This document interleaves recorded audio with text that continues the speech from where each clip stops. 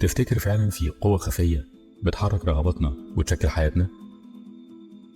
يعني انت لما تكون عايز حاجة معينة، هل انت فعلا عارف انت عايز ايه؟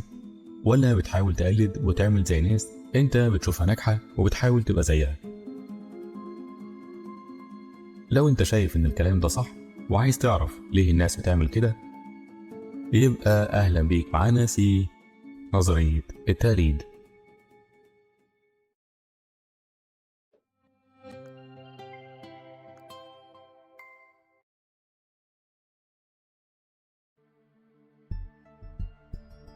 احنا طول الوقت بنعمل ونحتاج نفس الحاجات اللي الناس بتحتاجها وبتعملها.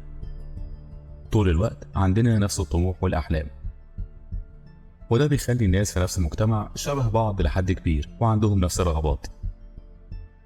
والرغبة البشرية دي ليها وجهين: physical desire أو رغبة جسدية، وميتافيزيكال desire.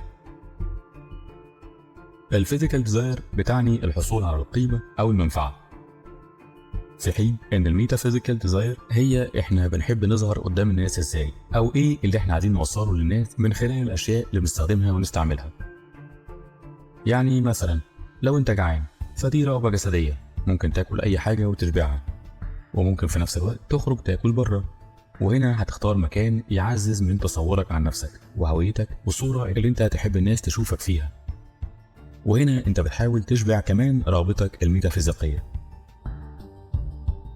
ريني جيرار ده فيلسوف فرنسي أسس نظرية قال فيها إن معظم رغباتنا هي رغبات ميتافيزيقية، وإن الناس في معظم الأحيان بتكون مش عارفة هي عايزة إيه بالظبط بقدر ما هي بتقلد الناس اللي حواليها في مجتمعها.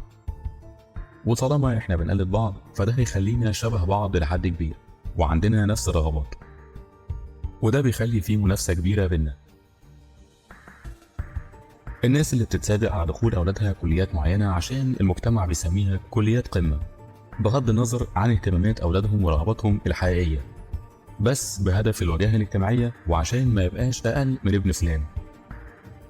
أو إن الأولاد لازم يخشوا المدرسة الفلانية مش عشان جودة التعليم بقدر الحفاظ على المظهر الاجتماعي اللي هم عايزينه. والأسرة اللي بترفض عريس مناسب جدا بس عشان هو مؤهل متوسط. حتى الأطفال في المدرسة بتحاول تقلد وتلبس زي الأطفال اللي هي بتشوفها مميزة، والشباب اللي بتجري ورا التقليع والموضة. السؤال دلوقتي، هل احنا فعلا عندنا استقلالية في رغباتنا واختياراتنا ولا لا؟ ببساطة كده، لو انت شايف ان الكلام اللي فات ده سليم، فاحنا اختياراتنا في معظم الأحيان مش بتاعتنا وبتكون موجهة، وان احنا مش مستقلين في سلوكنا وتصرفاتنا. رينيه جيرار كتب ان الفردية دي كذبة كبيرة، وان مفيش حاجة اسمها رغبات ذاتية ومستقلة. فيا ترى كان جيرار على حق، وان احنا محاصرين في مجتمعنا اللي بيفرض علينا اختياراتنا؟ من وجهة نظري ان من الضروري ان احنا نكون واعيين حتى لو بنقلد، ونختار الافكار والسلوكيات اللي بتناسبنا وفقا لقيمنا الشخصية، وما نسمحش ان الموضوع يمتد للقيم والمعتقدات او فقدان للهوية الشخصية. ده رأيي المتواضع طبعا، ولو انت عندك وجهة نظر تانية يا ريت تكتبها لنا في الكومنتس. وفي النهاية كالعادة شكرا على وجودكم معانا، ونتقابل قريب ان شاء الله.